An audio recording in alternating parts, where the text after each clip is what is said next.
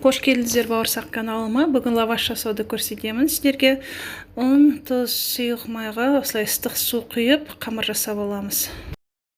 Суымыз ыстық болған үшін осылай қасықпен біріктіріп аламыз қамырымызды. Жасап жатқан лавашымыз донер жасауға өте ыңғайлы, қатып қалмайды, сынып қалмайды. Әлде нан ретінде пайдалануға да болады.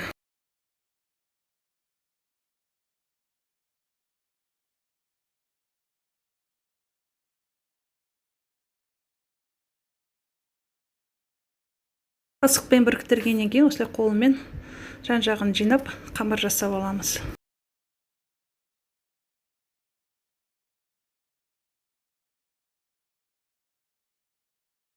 Қамырымыз дайын, кішкентай бөліктерге бөліп, домалатып жайып аламыз.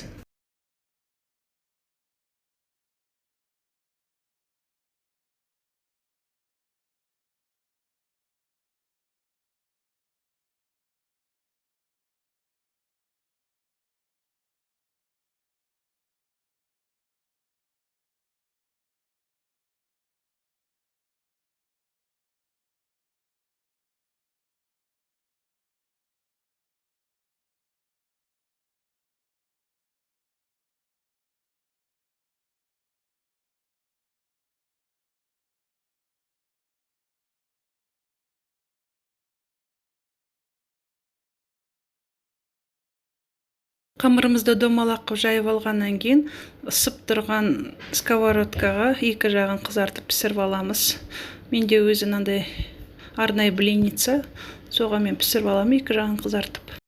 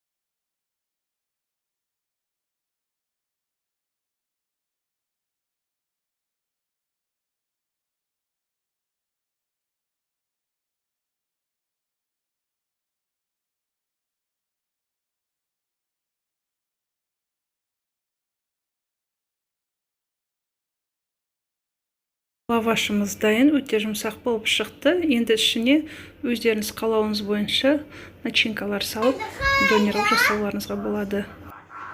Лайк басып, тіркеліп кетіңіздер. Көп рахмет!